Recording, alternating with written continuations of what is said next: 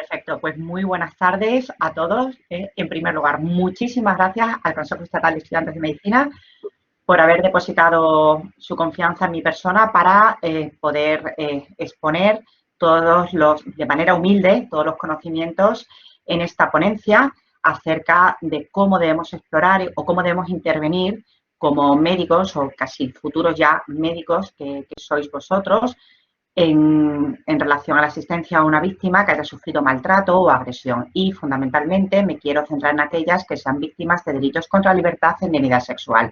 Gracias, Ángel, gracias, Jorge, gracias, Laura, por tu paciencia probando, porque ya yo que tengo 43 años, ya estas cosas como que me van quedando un poco fuera de juego y gracias a vosotros, a vuestra dedicación al tiempo y, por supuesto, a vuestro compromiso, pues es posible actividades formativas de este tipo que contribuyen a que en nuestro quehacer diario intentemos ser un poquito mejor. Mirad, cuando a mí me dijeron, vamos a hablar de maltrato a la mujer y de delitos, cómo tenemos que explorar a una víctima de un delito contra la libertad y dignidad sexual. Esta es la primera diapositiva que yo les pongo a mis niños, a mis alumnos de la Facultad de Medicina, porque me llama la atención, fijaos, que incluso periodistas reputados a través de los medios de comunicación confunden terminología. Entonces, si os vais a dar cuenta, en esta ponencia vamos a ir de lo mayor a menor. La violencia, ¿es lo mismo violencia de género que violencia doméstica o violencia en el medio familiar? No es lo mismo. Por eso os digo que me llama la atención cuando en la televisión escucho en el telediario, no, porque es que ha sido víctima de violencia doméstica, no. O ha sido víctima de violencia de género, no. O sea, la violencia de género es parte de la violencia en el medio familiar o violencia doméstica. Cuando nosotros hablamos de violencia en medio familiar, se define como un acto de agresión en un ámbito que es un espacio físico, el hogar común, en el que el agresor tiene una relación de parentesco con la víctima. Pero no tiene por qué ser solamente la mujer. Violencia doméstica puede ser del hombre a la mujer, pero de la mujer al hombre. Ahora mismo, si yo agredo a mi suegra, sería violencia doméstica. O sea, quiero que a partir de ahí sigamos avanzando en esta ponencia, ¿vale? Entonces, violencia de género es el acto de agresión del hombre a la mujer cuando hay una relación de pareja o ha existido entre ellos. ¿Y cuáles son las víctimas normalmente las más vulnerables? Pues dentro de la familia normalmente los niños y las personas mayores, ¿vale? Es decir, es causar dolor o heridas a otra persona dentro de la familia. Es el acto o aquella omisión que dentro de una familia se comete por uno de sus miembros hacia otros y que evidentemente puede repercutir en su salud física, en su salud mental e incluso comprometer el desarrollo de su personalidad, como puede ser el caso de los niños. En el medio familiar hay diversos tipos de violencia. La violencia lúdica, la colérica reactiva, lo veis ahí, la vengativa y la compensadora. La violencia lúdica, realmente aquí no responde el acto de agresión a una agresión maligna, a un instinto destructor, es que yo soy en una sociedad de corte patriarcal, el rey de la casa, soy el hombre y tú te callas.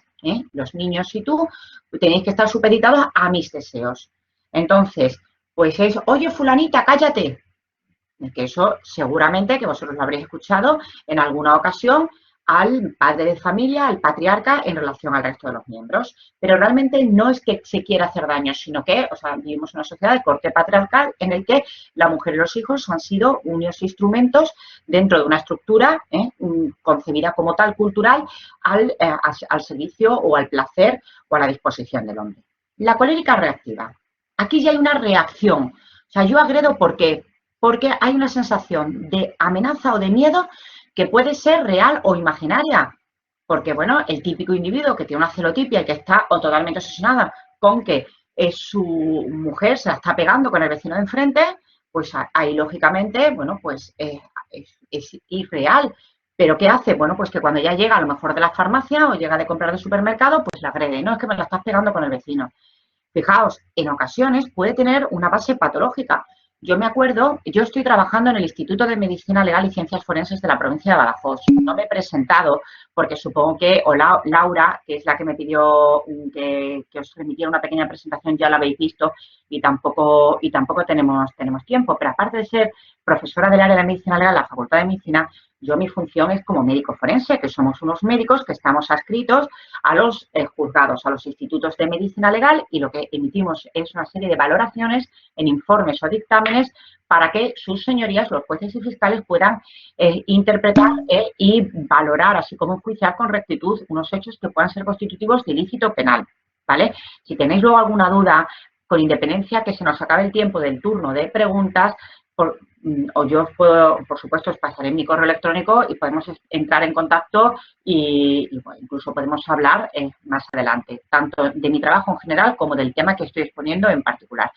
Entonces, cuando yo estaba en el juzgado trabajando nosotros, claro, si hay una agresión, imaginaos, yo tengo que reconocer a la víctima en funciones de guardia para ver qué lesiones presenta. En ocasiones la víctima no acude de manera voluntaria al juzgado, pero gracias a la labor del médico asistencial en un servicio de urgencias, si ese médico asistencial remite de manera inmediata al parte judicial de lesiones, haciendo constar que ha reconocido a una víctima que presenta unas lesiones y que pueden ser compatibles con un maltrato, aunque no se persona al día siguiente esa señora o esa víctima en general, no solamente estamos hablando todavía de violencia en el medio familiar, en el juzgado nosotros, el fiscal, como es un delito contra la persona, va a continuar investigando ese acto que puede ser delictivo, aunque la mujer no quiera personarse. Por eso es tan importante que vosotros nos ayudéis al sistema judicial con una cumplimentación lo más exhaustiva posible de ese parte judicial de lesiones, notificándonos que habéis reconocido a una señora, por ejemplo, que puede ser víctima de maltrato.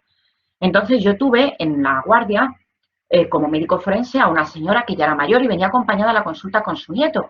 Y decía esta señora, dice, pero si es que usted, yo no sé por qué me agrede tanto mi marido, si es que él ha sido un hombre que jamás ha tenido un comportamiento violento ni conmigo, ni con los niños, ni con nada. Y yo de un tiempo a esta parte, bueno, es que no puedo ver ni la novela después de comer, porque me coge por el cuello, me tira a la cama e intenta mantener relaciones sexuales conmigo. Y como no puede, encima se frustra y me pega. Pero es que se piensa que, o sea, él dice que me estoy acostando con el vecino y que me estoy acostando con el actor de la novela y es que no me deja ver ni la televisión. Claro, yo es que digo, pero bueno, pero qué raro, pasa el presunto agresor a disposición judicial cuando los detienen, cuando pueda haber una alteración psíquica o que se encuentre bajo efectos de sustancias tóxicas y eso pudiera comprometer sus capacidades, claro, el juez lo que quiere saber si es responsable o no es responsable de sus actos, ¿no? Como imaginaos, por ejemplo, en pleno brote psicótico, pues una persona fuera de sí un esquizofrénico, pues habrá que ver si es responsable de lo que está haciendo o no. Entonces yo exploro al señor y digo, este señor se está denunciando. Y ahí, claro, yo le digo al juez, pero vamos a ver, ese médico de cabecera, porque yo le pregunté, porque él venía, el señor, venía con otro nieto y con su hija. Los habían separado al matrimonio. Y entonces yo le pregunto, bueno, pero este señor no lo ve el médico de cabecera. Dice, no, sí, visto por nada, lo ve pues, para buscar las pastillas para del corazón, las de la tensión, tal cual. Y digo, bueno, y ese médico de cabecera no se está dando cuenta que este señor se está demenciando. Claro, tenía que estar, bueno, pues con un deterioro cognitivo, con agresividad. Por eso él antes no había sido violento. Ahí tenéis vosotros como médicos asistenciales, futuros médicos asistenciales, la responsabilidad. Rápidamente, a través de la Fiscalía, iniciamos unas diligencias preprocesales informativas que se llaman para ver si efectivamente esta persona estaba fuera de sí y se tenía que designar un tutor legal para ingresarlo a lo mejor en un centro sociosanitario y que estuviera fuera de la mujer, porque es que después de reconocerla a ella y a él, se separaron, el juez dictó una orden de alejamiento que quebrantó, porque claro, son personas mayores que están con los hijos, el hijo se va a trabajar y volvió a casa al domicilio de ella a agredirla. Y yo le dije al juez de guardia, salimos en los medios de comunicación, vosotros sabréis lo que hacemos. O sea, que ojo. La violencia vengativa, sin embargo, es la auténtica agresión maligna, es el psicopatón que veis en las películas, es el trastorno de personalidad que le importa totalmente el daño que puede infligir sin incluso todo lo contrario, o sea, puede recibir placer haciendo daño. Y la compensadora es, pues normalmente, que ya os digo que los agresores o los maltratadores son personas que dependen restableciendo de menos a los demás. Son numerosos los factores que pueden influir en un comportamiento violento, no solamente intrínsecos, sino del medio en el cual se ha desarrollado la crianza del agresor y, por supuesto, en el que ésta continúa. No solamente factores biológicos, como os he comentado anteriormente. Bueno, yo tengo, por ejemplo, pacientes en la consulta que son pacientes con un comportamiento totalmente anormal que pues, sufren un accidente de tráfico un trastorno orgánico de la personalidad, una afectación de la zona frontal y comienzan a tener unas conductas totalmente agresivas. Eso no es infrecuente. Factores psicológicos, vivencias de sucesos adversos, aumenta la hostilidad humana. Observadores de conductas violentas son más proclives a conducirse agresivamente cuando son provocados al tiempo que disminuye su sensibilidad ante crueldades observables. ¿Veis aquí la imagen? Normalmente el maltratador ha sido víctima de malos tratos en su infancia. Y por supuesto factores sociales. Por encima de los factores biológicos y psicológicos hay una superestructura social que bien conocéis en una sociedad de corte patriarcal, pero vosotros sois muy jóvenes, pero yo sí que lo he vivido, en la cual esto todo va a condicionar pautas sociales de conducta y de comportamiento. ¿Por qué es tan difícil detectar la violencia en el ámbito familiar? Tened en cuenta que a nosotros nos llega solamente al juzgado un 20% de los casos. Un 20%. Sin embargo, al centro de salud, al centro médico, al centro sanitario, acude un 100% de las víctimas. Y eso es lo que tenéis que tener vosotros en cuenta, que es tan importante, o sea, para que podáis participar no solamente en el seguimiento de esas afecciones que puede tener o esas dolencias físicas o psíquicas de la víctima, sino en la prevención y la detección precoz del maltrato. ¿Por qué? Porque clásicamente se consideraba que pertenecían al ámbito privado. Niña, tú a ver si vas a contar nada de esto en el colegio, que tu padre y yo estamos enfadados, pero esto no le interesa a nadie. ¿Qué pasa? Que raro es una única agresión. Normalmente tienen un carácter habitual en el tiempo, lo que lleva a que la víctima tolere esos comportamientos violentos o malos tratos como parte ordinaria o normal de la relación afectiva. Lleva a que la tolera y, por lo tanto, bueno, él le pide perdón a ella, a la víctima, hasta que vuelve a agredirla con diversas formas de malos tratos pues en la siguiente ocasión. Para sistematizar y poder llevar a cabo un estudio de la violencia en el medio familiar, ha sido necesario desechar ciertos mitos, como los trapos sucios se lavan en casa, los agresores son gente pobre y sin educación, los maltratadores son adictos alcohólicos, la conducta del niño provoca el maltrato, pues se lo merece. Verás tú cómo ahora ya ¿Cuántas veces hemos escuchado estas frases? Le pego para que sea mejor. Y hasta que poco a poco no hemos dicho, esto no puede seguir así, vamos a continuar adelante, vamos a prevenir los malos tratos en el ámbito familiar. Para ello ha sido necesario desechar ciertos mitos, pero si bien esto aún no se ha alcanzado.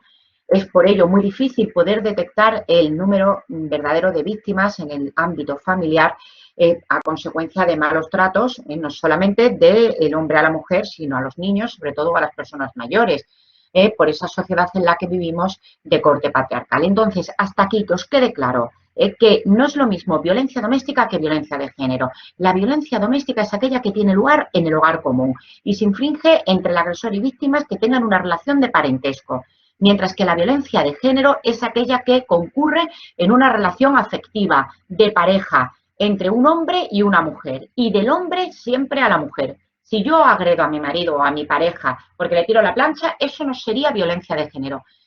Me diréis, María, ¿estás de acuerdo o no estás de acuerdo? Si es que no es cuestión de estar de acuerdo, es lo que dice la ley. Una ley que se aprobó en el año 2004 y que no se ha modificado.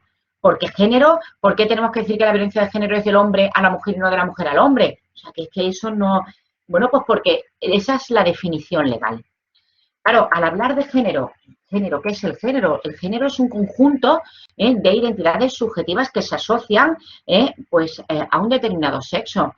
¿Por qué? Pues porque yo que he tenido niños, cuando nació mi hija, todavía me podían regalar un vestidito azul, pero resulta que si nacía mi hijo, pues nadie se le ocurría regalarle un vestido rosa. A mi hijo, por ejemplo, mi marido, que es el que hace cosas en casa, yo os cuento pues, porque soy mayor que vosotros y porque ya he tenido una vida o tengo una vida de familia y me llama la atención, me chirría que mi hijo, pues sus primeros reyes, pues ¿qué quería? Pues lo que quería era una fregona, quería una, pues porque sí, o quería una cocinita, porque quería cocinar como su padre.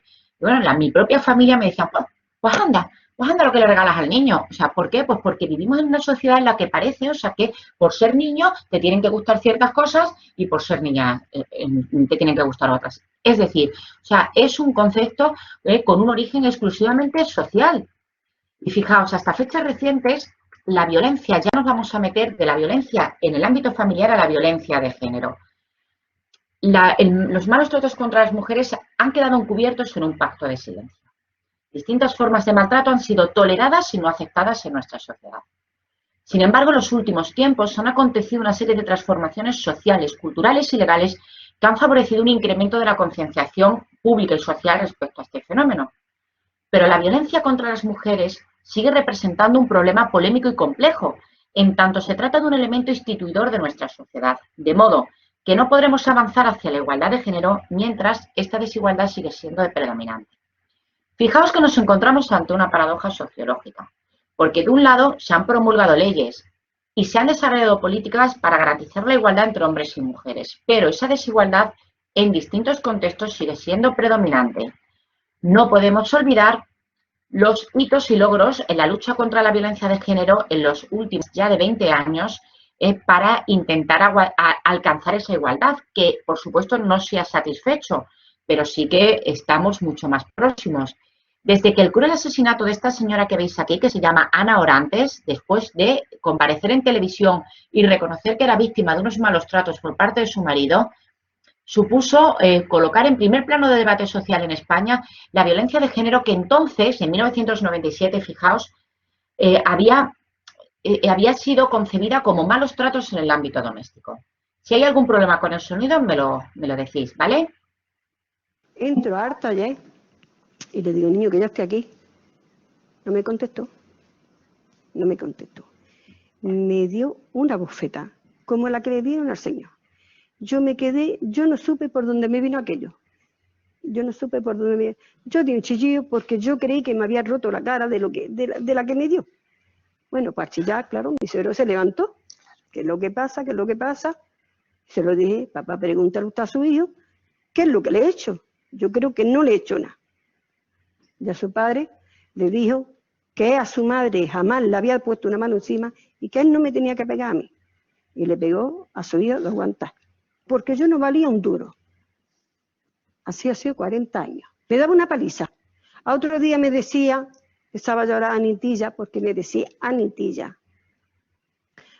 perdóname, ya no me va a pasar más. Ya no te voy a pegar más porque esto no es vida, porque no le hagas caso a un borracho, porque... Pues, yo lo creía. Lo creía porque tenía 11 hijos, no tenía dónde irme, porque yo no podía irme con mis padres ni con nadie. Yo tenía que aguantarlo, que me diera paliza sobre paliza. A mí me ha pegado, me ha dolido, pero a mí me duele más lo que ha hecho con mi hijo. Lo que ha hecho con mi hijo y con mi hija. Digo, me mata hoy el último día de mi vida. Teníamos animales. Por detrás de la casa había otra puerta, que era donde se entraba la cuadra de los animales. La chucha de la puerta estaba abierta. Subo con mi niño las escaleras a mi casa. Me los veo todos sentados así, como los indios, todos así. Y él me dice, ¿de dónde viene? Ha puesto el niño malo, que mira qué calenturón tiene. He ido al médico, le conté. Coja al niño, de un puñado, me lo echa sobre el sillón, me lo tira. Me coge los medicamentos que lo tenía en la mano, me los tira, los pisotea. Se enredó conmigo. Me dio una paliza para matarme, que yo no había ido al médico. Yo había ido a acostarme con todos los tíos del Albaicín. Yo no lo quería nunca.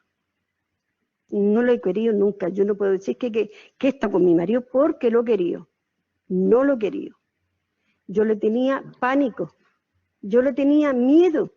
Yo le tenía horror.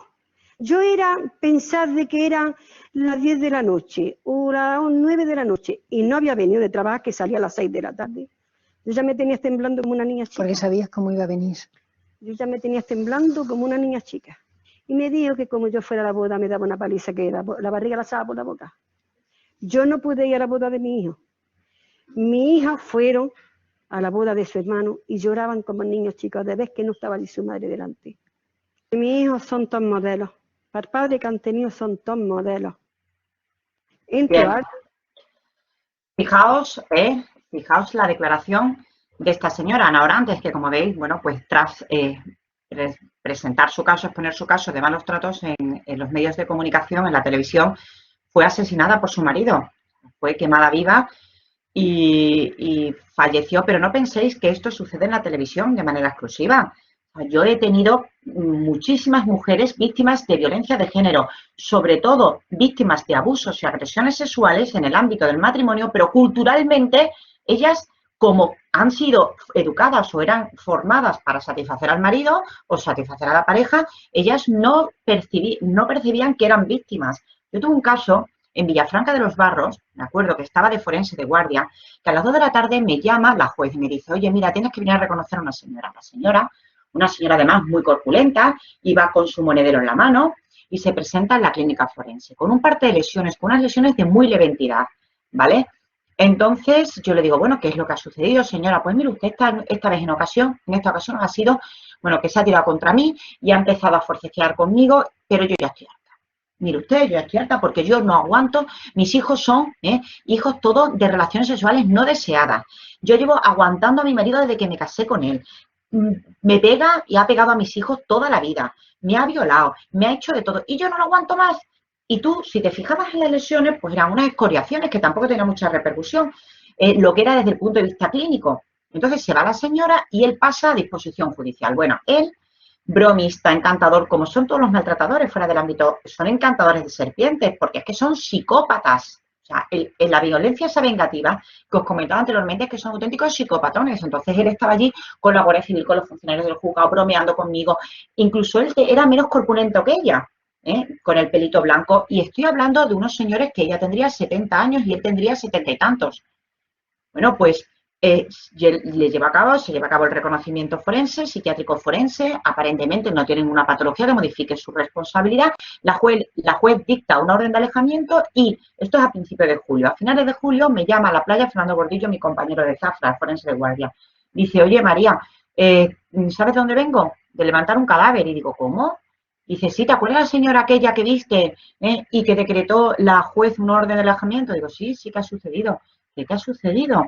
Que él ha aprovechado que el hijo el domingo por la mañana había ido al lavadero a lavar el coche y a comprar el pan y resulta, o sea, que ha entrado en la casa y la ha apuñalado 40 y tantas veces con distintas armas blancas, con distintos cuchillos de cocina. Eso me ha pasado a mí como médico forense, o sea, la experiencia que yo he tenido. O sea, no penséis que esto es la televisión y que es Ana Orantes. Os lo está hablando una persona, o sea, que está en contacto con víctimas y que efectivamente estas cosas suceden. Y lo peor de todo es que en ocasiones es demasiado tarde cuando la víctima se da cuenta que verdaderamente es una víctima de malos tratos. Fijaos, en 1998, hace 4 días, había un informe, se redactó y se publicó un informe del Defensor del Pueblo hablando de malos tratos como una cuestión que había carecido de un interés social y jurídico. Y no es hasta 1999 cuando una primera asociación de juristas en Madrid, Temis, publica un trabajo acerca del número de sentencias condenatorias de víctimas de malos tratos entonces en el ámbito doméstico. La exdiputada socialista Ángeles Álvarez este año redacta y publica una primera guía que está dedicada o dirigida a la mujer víctimas de malos tratos. Y, por supuesto, este año ya se designa el 25 de noviembre como el día en el que se conmemora la Día Internacional contra la violencia de género, instando a organizaciones gubernamentales y no gubernamentales a la lucha contra los malos tratos contra las mujeres. Año 2000 en España. Comienzan las primeras manifestaciones contra la violencia de género y en el año 2001 los principales diarios nacionales comienzan a documentarse y a publicar de cifras de víctimas de malos tratos en el ámbito doméstico. En el año 2002 se crea el Observatorio Estatal contra Violencia Doméstica y Violencia de Género, que yo no sé si habéis oído hablar de este observatorio, que publica cada 4 años de manera periódica unas encuestas. La macroencuesta española se ha publicado, quiero que lo sepáis, el año pasado, en septiembre, la macroencuesta del año 2019, la podéis consultar en internet y tenéis pormenorizada toda la información en relación a víctimas por franjas etarias, por distintas comunidades autónomas, magnífico. Y el observatorio lo que pretendía es dar visibilidad a esa firme intención del Ejecutivo de ser inflexible con los maltratadores y ejecutando esas sentencias condenatorias de malos tratos. En el año 2003 nacen las órdenes de protección, como un sistema coordinado administrativo y judicial para dar una respuesta inmediata a aquella mujer que iba al sistema judicial a denunciar unos malos tratos. Orden de protección o orden de alejamiento, que no es lo mismo.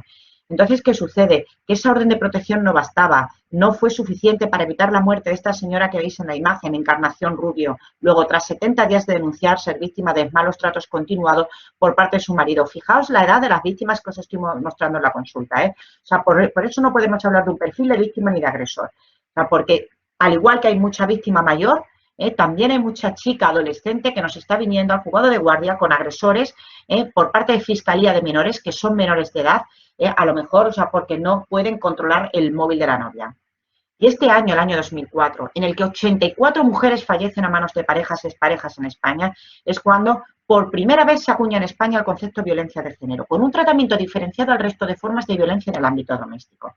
¿Vale? Entonces, ese año se promulga la ley orgánica, una ley orgánica, la 1/2004, del 28 de diciembre, que lo que pretende es desarrollar una serie de medidas, además por unanimidad. Por eso ahora cuando se habla de la violencia doméstica o la violencia de género más exclusivamente y parece que se quiere politizar, es que no lo entiendo. Si en el año 2004 esta ley se aprueba por unanimidad en el Congreso de los Diputados. De verdad que no lo puedo entender. Y promulga una serie de medidas para la protección integral de las víctimas de violencia de género. Y además, esta ley tiene un artículo que de manera específica establece que el profesional sanitario y, por lo tanto, también el médico es un agente cualificado responsable, como ahora vamos a ver en esta presentación, para luchar contra esta lacra social, que no deja de ser un problema de salud pública, tal y como ha decretado la propia Organización Mundial de la Salud. Pese a lo que popularmente creemos todos, incluso los médicos, no, eso se soluciona porque, ¿qué pasa? El agresor va al centro penitenciario, que cumpla condena y punto, hasta la próxima vez. No, perdona. Es que hay unas consecuencias irreparables en la salud de la víctima y, por tanto, los médicos, o sea, tenemos que entender la violencia de género como un problema de salud pública. Por eso, en el 2007, por primera vez, se aprueba un protocolo de actuación en el Sistema Nacional de Salud contra la violencia de género. 2011, año en el que desaparecen los niños de los hijos de Ruth Ortiz y José Bretón. Su madre no descansaría hasta que estos alcanzaran la condición de ser víctimas de violencia de género. En el año 2015 quiero que sepáis que hay una reforma importante en el Código Penal en España y a partir de ahí también se reforma la Ley de Protección de la Infancia y la Adolescencia, de modo que se modifica el artículo 1 de esa ley que os decía yo de medidas para la protección integral contra la violencia de género del año 2004. De modo que no solamente se considera víctima de violencia de género la mujer agredida por el hombre en el seno de la pareja, sino los hijos de esta mujer agredida que sufren malos tratos. El protocolo de actuación sanitaria se actualiza en el año 2012. ¿Con qué pretensión? Yo os indico ahí en Extremadura, por ejemplo, que cada comunidad autónoma tiene publicado un protocolo. Yo estoy trabajando aquí en Extremadura y os digo que el nuestro aquí específico está publicado desde el 7 de noviembre del año 2016. Estos protocolos lo que pretenden es garantizar una atención integral a todas las víctimas, a las mujeres y a los niños, con la finalidad de que no solamente, que recuperen su salud, sino también su autonomía y erradicar las relaciones de maltrato que tanto incrementan la morbimortalidad de la mujer. Por ello, yo que soy parte integrante de la Junta Directiva de mi Colegio de Médicos, aquí en la provincia de Badajoz, nosotros hemos ido por todos los centros sanitarios dando a conocer estos protocolos, que sepáis que están estos protocolos y que tenéis la obligación de leerlos, porque además hay unos algoritmos en todos los protocolos muy sencillitos que te dan las pautas de actuación con estas víctimas. Y tenéis una responsabilidad como médicos, no solamente profesional, sino moral y social, porque la víctima va a tener más facilidad en contaros a vosotros su problema de maltrato y, por tanto, vosotros ayudar a que, evidentemente, esa relación de maltrato pueda finalizar. Cierto es que, bueno, hay ciertas formas de maltrato. Aquí veis el manual de la perfecta esposa, que mi madre, que tiene 69 años, lo cumpliría perfectamente con mi padre, de los años 50. Y hay ciertas formas de maltrato que sí que han desaparecido, hay quizá una cierta o una mayor concienciación social, pero hay mucha gente dentro de nuestra sociedad en la que todavía permite que exista violencia de género e incluso la legitima cotidianamente. Todavía se siguen reproduciendo imágenes de roles en los que la mujer asume el rol de las tareas del hogar. A mí os lo cuento y además no me importa. Yo en mi casa lo que hago es intentar coordinar todas las tareas de responsabilidad de los hijos o las cosas de la casa con mi marido. Bueno, pues mi propia madre me dice siempre, uy, es que tú tienes mucha suerte con tu marido. Digo, pero bueno, porque es que te ayuda mucho. Digo, pero ¿cómo que me ayuda? Esto es un equipo y nosotros lo que tenemos que hacer es coordinarnos entre los dos. Para que yo pueda estar por la tarde en la facultad, pues él puede estar por la mañana a lo mejor en su trabajo. Es así, de tal modo que esto sigue persistiendo en nuestra sociedad. La cosificación de la mujer, la transmisión de ideales de belleza nada ajustados a la realidad, que ensalzan estándares de delgadez nada saludables, se encuentran presentes en nuestro medio de comunicación o anuncios publicitarios de grandes marcas, como podéis ver, en la que la figura femenina se reproduce de manera vil, objeto de prevaricación masculina, atentando firmemente contra la figura de la mujer.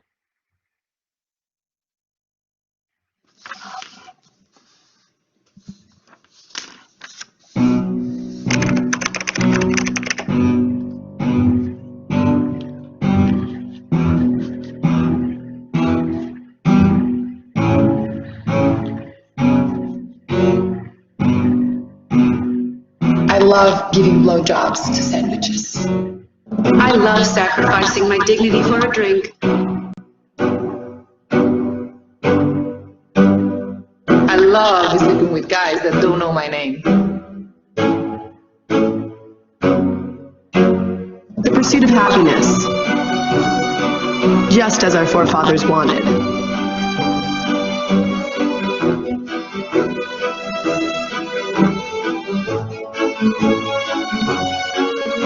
I hope when my daughter grows up that she has friends just like these.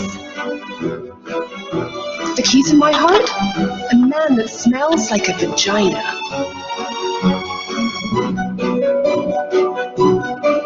I'd sell my body for a burger.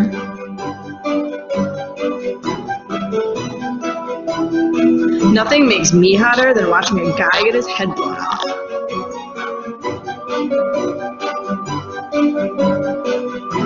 I'm only here for your entertainment. What goes great with this dish? My butt. Obviously, my cleavage can sell anything. When I reach into my designer handbag, you know I'm naked. This shirt looks too good for pants.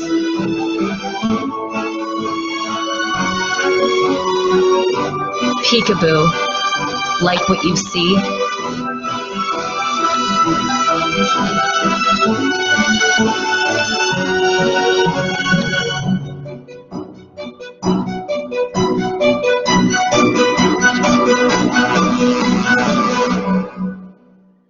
Bien, lógicamente, yo que tengo una hija de 15 años, no me gustaría que mi hija apareciera representada en ninguna red social como estas modelos, que son modelos de grandes marcas internacionales. Esto simplemente es un vídeo que he querido intercalar en esta ponencia, en esta presentación, para que nos haga reflexionar acerca de los valores que estamos transmitiendo a nuestros adolescentes, porque al final vamos a concluir con que todo es cuestión de educación desde la escuela, educación desde las casas, para que efectivamente sea firme y efectiva esa igualdad entre hombres y mujeres que tanto pretendemos. De modo que hasta aquí ha quedado claro que desde el año 2004 hay una ley que dice, que reza exactamente a que la violencia de género, además, tal cual, es aquella que se ejerce específicamente del hombre sobre la mujer. Espero que a partir de aquí quede esto claro y ya nos vamos a adentrar en las distintas manifestaciones. Siempre que exista entre ellos una relación de pareja o análoga relación de afectividad, exista o haya existido en el pasado.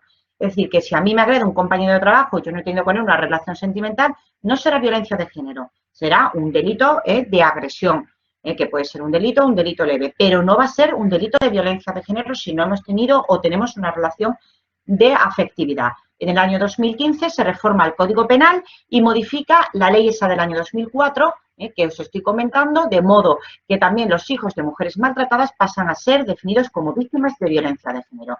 Todo por esta sociedad en la que os comento, que en corte patriarcal, en la que la mujer ha sido utilizada clásicamente como un instrumento del hombre. Y esta es una diapositiva que la he cogido de mis diapositivas de la facultad para hacer, que siempre la pongo a los chicos, para que tengan claro cuál es el concepto de violencia de género. ¿Qué sucede? Que en el año 2007 hay, no sé si vosotros lo habéis escuchado en la televisión, una revolución en el ámbito de la lucha para garantizar pues efectivamente pues una respuesta firme y efectiva frente a esta lacra social. Es un pacto de Estado para la violencia de género que se aprueba en septiembre del año 2017 y una de las medidas es ampliar el concepto de violencia de género a la agresión, a todo tipo de agresión o incluso amenaza de tal agresión, daño, sufrimiento físico, sexual o psicológico en el ámbito público o privado por el mero hecho de ser mujer. Pero tal pretensión no se ha satisfecho a día de hoy. Factores que pueden influir en el agresor o en la víctima. Múltiples factores. Decir que toda persona que tenga a lo mejor un trastorno por consumo de sustancias tóxicas o de bebidas alcohólicas es un maltratador no es cierto. Eso no es cierto. Puede aumentar la agresividad, a lo mejor en un momento una intoxicación etílica con el resultado de unas mayores consecuencias lesivas para la víctima, pero por una mayor agresividad, pero no tiene por qué. Eso sí, puede estar relacionado. Factores biológicos, como hemos comentado, o comportamientos aprendidos. Como digo, que normalmente el maltratador es hijo de maltratadores o ha sido víctima de malos tratos. ¿Patrones comunes de víctima y de agresor? Pues de víctima no podemos hablar. Os pongo, fijaos detrás en la diapositiva, lo que eran los parámetros hace unos años de lo que se entendía como el perfil típico de mujer maltratada. Hoy en día, igual que hay muchísimos malos tratos a la mujer en la adolescencia, también, como os he comentado, a la mujer mayor. Y eso lo tenéis que tener, lo que tenéis que tener en cuenta. El patrón de agresor tampoco. Normalmente son sujetos con baja autoestima, son mentirosos, celosos patológicos y mentirosos compulsivos y buscan el restablecimiento de esa autoestima persiguiendo a todos los miembros de la familia y por eso es por lo que lleva a cabo la comisión o la consecución del maltrato. No suele haber un maltrato único, normalmente hablamos de maltratos o episodios reiterados o habituales con distintas manifestaciones en la salud de la víctima.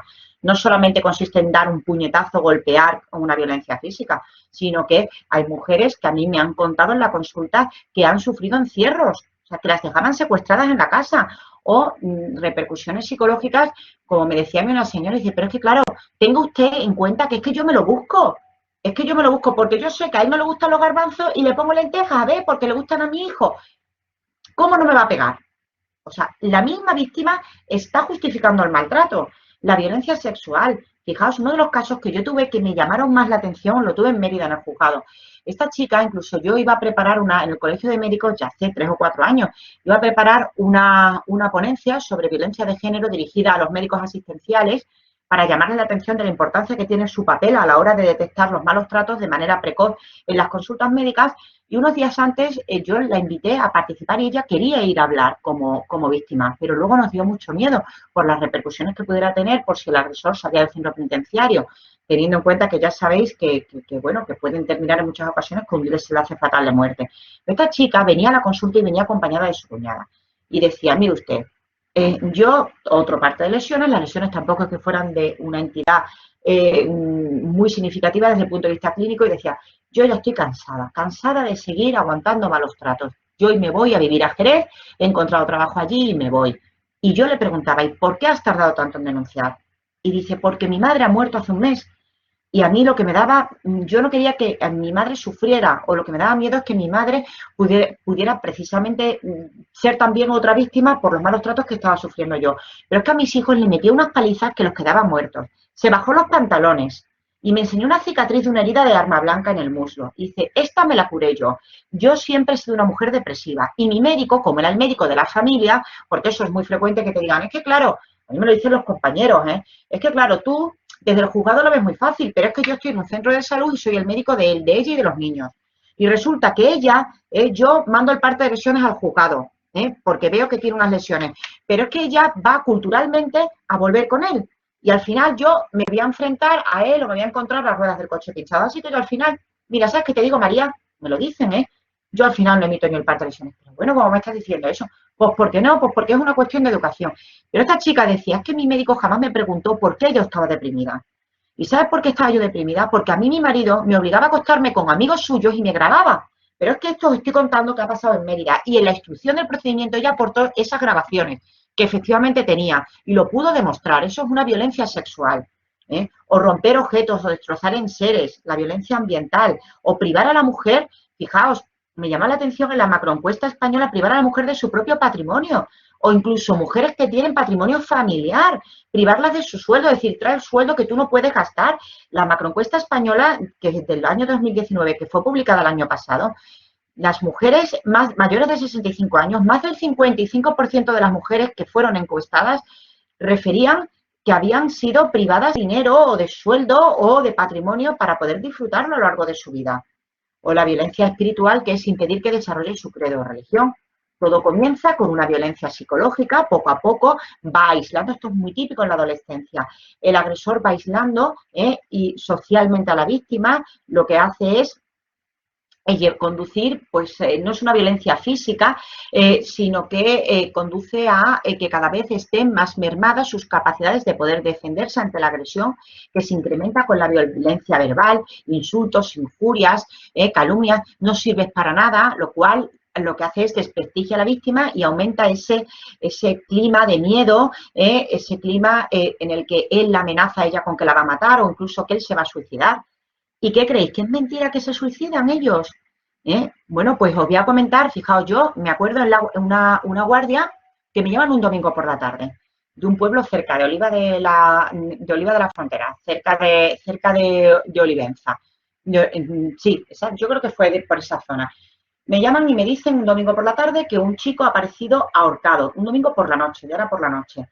Este chico se había separado, tenía 20 años, se había separado de su pareja y madre de los 2 niños. Entonces vivían en una casa y compartían esa casa temporalmente, de modo que ella estaba unos días con los niños allí y luego otros días él estaba con los niños allí. Bueno, pues ella estaba en casa de sus padres ese fin de semana porque habían sido las fiestas del pueblo. Él había bebido, o sea, él había ingerido bebidas alcohólicas durante ese domingo y como bien recuerdo, fue ya, como os comento, tarde-noche, me llaman y me dicen que él se ha quitado la vida y por tanto voy a proceder al levantamiento del cadáver, llamo al juez de guardia y cuando llego allí estaba la exmujer, la chica, y la madre de los 2 niños, muerta de miedo. Y dice, es que todavía no han llegado los que eran mis suegros, pero es que yo estoy temblando, mire usted, porque es que yo lo único que he hecho es que no aguantaba los malos tratos de él. Y yo le dije que lo dejaba. Y él venía a casa de mi padre y me decía, mira esta soga, ¿ves esta soga? Pues con esta soga me voy a quitar la vida. Y esto va a ser el mayor castigo que te voy a dar, porque vas a estar toda la vida lamentando que me he muerto porque no has querido estar o no has querido volver conmigo, no has querido retomar esa relación. De modo que imaginaos en las secuelas para la chica de por vida. Él se quitó la vida en una uralita, en el tejado, en el techo, en el patio de la casa, que habían compartido hasta ese momento, había una uralita con una cuerda que estaba suspendida de un punto fijo y estaba tendida la ropa de los niños. O sea, fijaos, las cabezas con 20 años para llegar a ejecutar un acto de esos con la ropa tendida, las braguitas y los calzoncillitos de los niños pequeños. Y la violencia física, que pues es con distinta intensidad, del odio al rencor, aspectos más brutales, a golpes, patadas, auténticas palizas que pueden conducir al homicidio o al asesinato. Un ciclo en el cual, pues por cualquier cuestión, ya os digo que nosotros en la consulta, pues además lo triste de todo ello es que la víctima minimiza o incluso por eso tolera el maltrato, minimiza la importancia de los hechos, que está denunciando nombres, y es que claro, es que él había llegado cansado y los niños estaban gritando, por cualquier motivo insignificante. Se elabora o genera una tensión masculina que va aumentando, él comienza a gritar hasta que llega un momento en el que agrede físicamente a la víctima. Claro, en ese momento la víctima intenta escapar, denuncia, habla con la cuñada, habla con la vecina, habla con la madre y llega un momento en el que dice, no aguanto más, pero él desarrolla estrategias de manipulación afectiva, ¿cómo me vas a dejar? Piensan los niños, ¿dónde vas a ir si tú no ganas dinero? Y al final vuelve otra vez la mujer a la casa. No os olvidéis de una violencia especial, mujeres con discapacidad, con esas mujeres mayores que os comento, mayores de 65 años. La mujer con discapacidad es una mujer que escapa a los cauces de protección de la ley del año 2004, porque es una mujer que sufre en muchas ocasiones malos tratos por el mero hecho de ser mujer. En la interseccionalidad, ahí lo que se junta es que es mujer y que sufre una discapacidad y lo que son los derechos humanos. ¿Por qué? Pues porque la ley solamente prevé proteger a la mujer como víctima de violencia de género cuando sufre los malos tratos en el ámbito de una relación de pareja. Pero lo que sucede es que estas mujeres, el 68% de estas mujeres están institucionalizadas. A lo mejor se encuentran en una residencia o un centro sociosanitario y sufren malos tratos o violencia sexual dentro de una relación de cuidados o una relación de familia o de familiares, no en una relación de pareja. Por eso os comento que escapan de los cauces de sanción y protección de la ley del año 2004. y por ello es por lo que son víctimas de una doble discriminación. ¿Por qué es tan difícil detectar la violencia en este tipo de mujeres? Porque lamentablemente a lo largo de los años las mujeres con discapacidad han sido mujeres que han formadas o educadas como seres asexuados, como si no pudieran tener un disfrute de su sexualidad. Claro, si yo no sé interpretar un hecho como un hecho que sea objeto de reproche penal o un hecho inadecuado, ¿cómo voy a condenar o a identificar a los autores de los delitos? Porque la víctima, al igual que le puede suceder, por ejemplo, a un niño, pues no sabe que ese hecho, que a lo mejor pues esos abusos sexuales o esa agresión que está sufriendo por parte de su tío, por parte de su padre o por parte del cuidador, pues son objeto de reproche y no son adecuados o son reprochables. De modo que aquí, por ejemplo, os puedo contar, no solamente porque a la mujer con discapacidad no hay nunca que equipararla como una niña, pero para que vosotros os hagáis un caso. Os hagáis, una idea. Yo tuve un caso en un pueblo, en Llerena, aquí en el sur de la provincia, un domingo por la noche también me llaman de la guardia y me dicen, oye María, tenemos una niña de 5 años que esta mañana comprando en el mercadillo con la madre dice que el abuelo le ejecuta o le lleva a cabo tocamientos impúdicos. Bueno, pues nada, me voy al hospital de Llerena, se procede a un reconocimiento, en ese caso, con el pediatra de guardia y vemos a la niña. La niña lloraba, claro, ¿de qué manera se entera la madre? La madre y el padre estaban separados, la madre trabajaba en una tintorería y para poder salir a trabajar fuera de casa dejaba a la niña con el abuelo, como hago yo con mis hijos y con mis padres, lo normal. Entonces el abuelo le decía, bonita, si dejas que yo te toque el culito, yo te dejo a ti el móvil y así puedes ver los dibujos. Y la niña no lo entendía como unas caricias, no lo entendía como una conducta inadecuada. Pero la madre empezó a hablar en el mercadillo, pues fueron a un puesto de ropa interior, pues tú tienes que tener cuidado con el culito porque el culito no debes dejar que te lo toque nadie. Claro, la niña dice, pues el abuelo me lo toque, me gusta. Claro, pues esto es a lo que yo quiero decir. Si nosotros nos formamos en educación sexual, pues es muy difícil poder detectar unos abusos o unos malos tratos. Tened en cuenta que la libertad sexual es un derecho inherente al ser humano. Es un derecho de modo a que cada uno es la posibilidad de disponer de nuestro propio cuerpo para el ejercicio de la sexualidad con distintos fines y formas. Por supuesto, es un derecho que lleva aparejado el que yo tengo libertad para ejercer relaciones sexuales, involucrarme en los actos que desee con las personas con esa libertad que yo desee participar.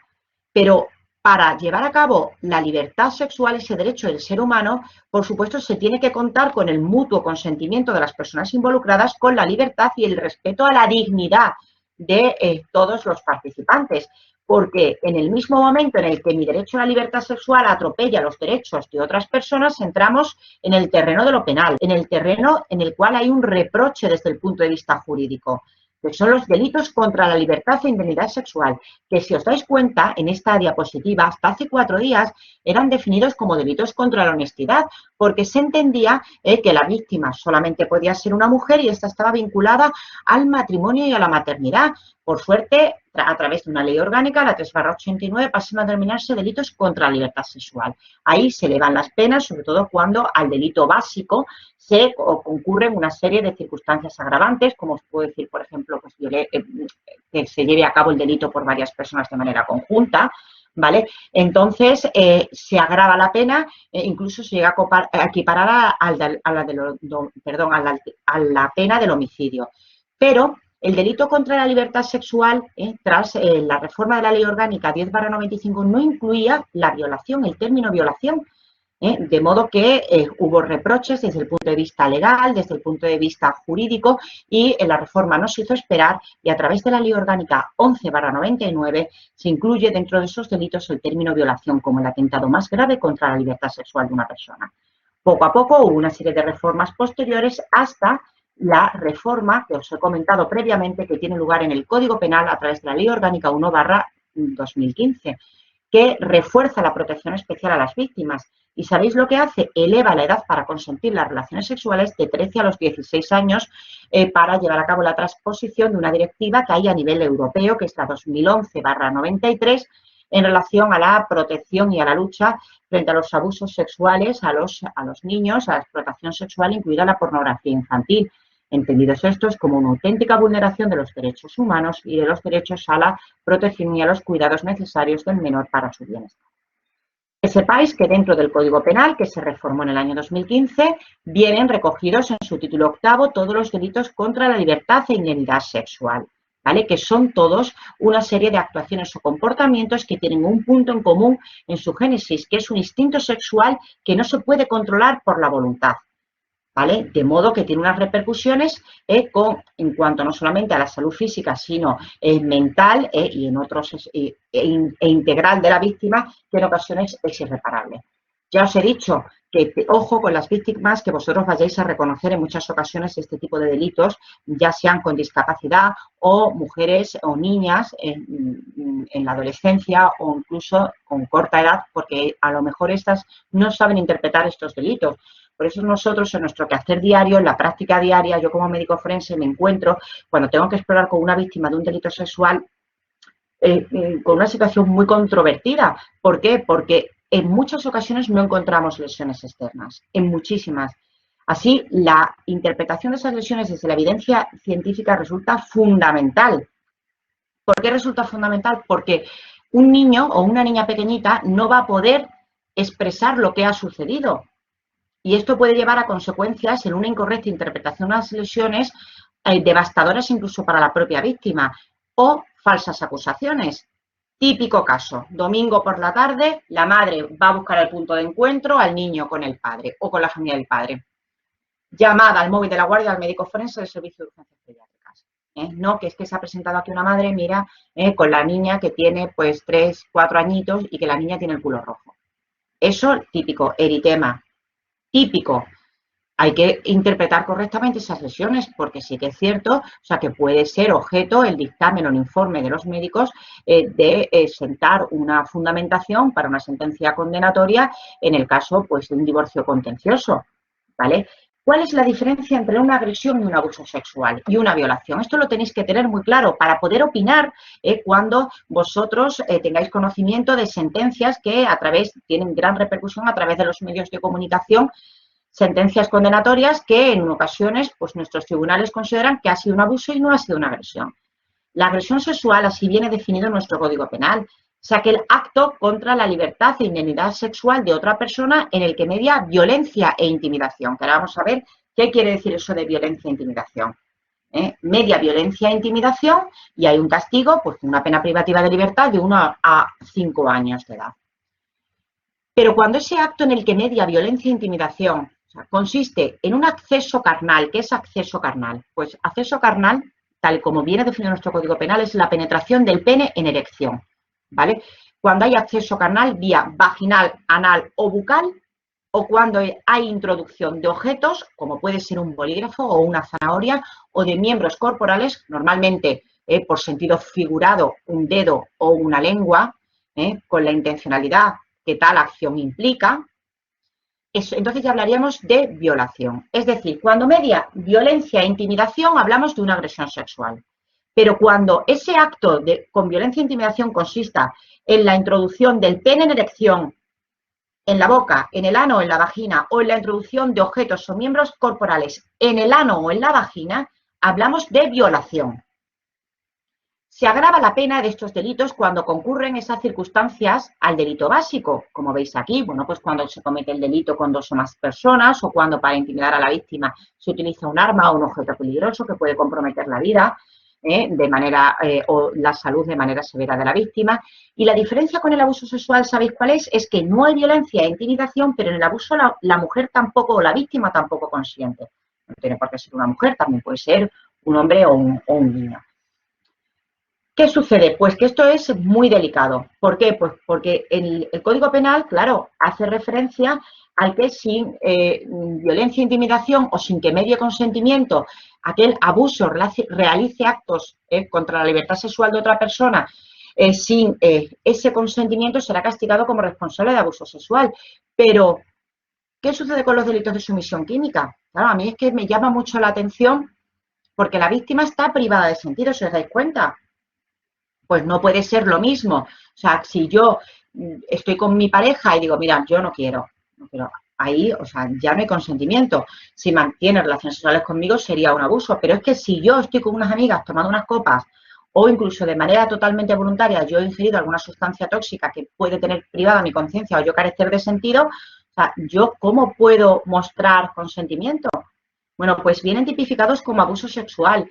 Y aquí está el quid de la cuestión de por qué en muchas ocasiones socialmente no se entiende por qué las sentencias están condenando a los autores de determinados actos de abuso y no de agresión sexual. No sé si me estoy explicando. ¿Por qué? Pues porque a lo mejor la víctima se encuentra bajo influencia de una sustancia tóxica, está privada de sentido y es que no consienta, es que no ni consiente ni deja de consentir. Y esto es lo que verdaderamente habría que modificar porque está conduciendo, bueno, pues a esas sentencias tan incomprendidas desde el punto de vista social. Vamos a ver este vídeo, pero yo no lo sé, Laura, Jorge, Ángel, porque vamos muy mal de tiempo, quizá a lo mejor sea más conveniente que los vídeos os los muestre y siga hablando, os los envíe posteriormente. Porque nuestro Código Penal, por supuesto, también castiga de manera independiente los delitos a personas entre 16 y 18 años, siempre que se lleve a cabo un ejercicio de la sexualidad mediando violencia, intimidación o engaño, y también recoge el artículo 183, el delito de agresión, abuso y violación a menores de 16 años. Deciros que estos delitos se condenan aun cuando el autor no participe en la comisión de los mismos, el hecho de involucrar a un menor para realizar actos de naturaleza sexual. Este artículo 183 de manera específica recoge los delitos contra la libertad sexual en menores de 16 años utilizando las nuevas tecnologías que cada vez son más frecuentes y ojo con el 183-4. Fijaos, un detalle que os quiero comentar. Cuando hay consentimiento libre por parte del menor de 16 años para cometer los actos que os he comentado previamente, el autor de los hechos estará exento de responsabilidad penal, o sea, no será el responsable. Cuando exista una proximidad por edad, grado de desarrollo y madurez entre el menor de 16 años y el autor de los hechos. ¿Esto cómo se traduce? Pues os lo voy a explicar. Al elevar la edad para poder consentir las relaciones sexuales de 13 a 16 años, esto lo que ha supuesto es una política estricta criminal por parte del legislador, porque hay muchos menores de 16 años que sabemos en nuestra sociedad que mantienen relaciones sexuales voluntarias. Entonces, ¿qué quiere decir? Que si nos encontramos con una víctima de 15 años que mantiene relación sexual con un chico de 18 años, cuando hay, por grado de madurez o desarrollo, una similitud, el autor de ese delito, porque por el mero hecho de mantener relaciones sexuales con una menor o un menor de 16 años, eso ya es un delito de abuso sexual. Pero cuando hay una proximidad por edad, grado de madurez o desarrollo, lógicamente, pues el Código Penal pone como esta excepción y dice, oye, mira, pues en ese caso el autor de esos hechos no sería responsable de un delito de abuso sexual. Y esto es lo que pasó en el caso práctico que os voy a comentar, el de los jugadores de la Arandina, jugadores de fútbol de la Arandina, que eran 3 chicos de 19, de 22 y 24 años que mantienen relaciones sexuales con una niña de 15 años en un domicilio. La niña les practica una felación y masturba a los 3 varones, y luego sigue manteniendo relaciones sexuales con penetración vía vaginal con uno de los varones en el interior de uno de los dormitorios. ¿Qué sucede? Pues que en principio la audiencia provincial condena a cada uno de los 3 autores del presunto delito de agresión sexual a una menor de 16 años a 38 años de pena privativa de libertad por ser cooperadores necesarios en los actos de los otros 2. Pero en apelación el Tribunal Superior de Justicia de Castilla y León dice no. No, porque hay proximidad en el grado de madurez y desarrollo tanto de la víctima como de los autores del delito. ¿Estaréis de acuerdo o no estoy de acuerdo? Pero es así.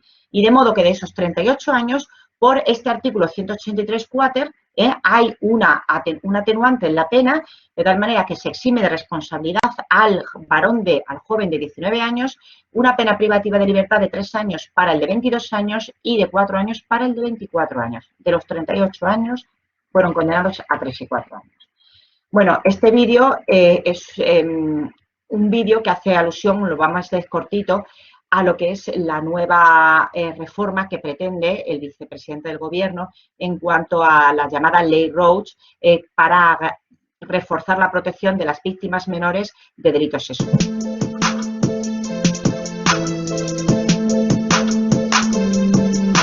Plazo de prescripción. de los delitos graves contra menores no empezará a correr hasta que la víctima haya cumplido 30 años.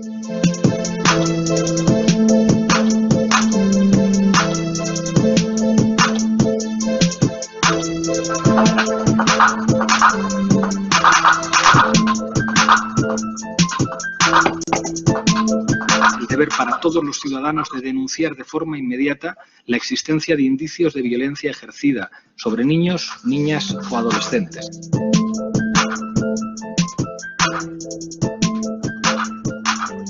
Se creará una nueva figura, la del Coordinador de Bienestar y Protección, que estará presente en todos los centros educativos.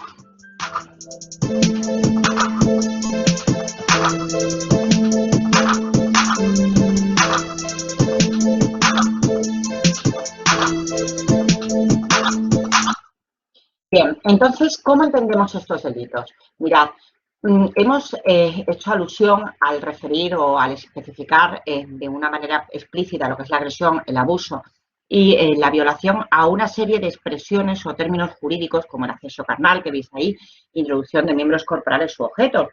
Hemos hablado de la agresión sexual haciendo referencia a la presencia o la necesidad de que haya violación, de que para que haya consumación de la misma, que haya violencia o intimidación. Y de la violación hablamos del acceso carnal, que es lo que yo os he comentado, que es la penetración del pene en erección de una cavidad.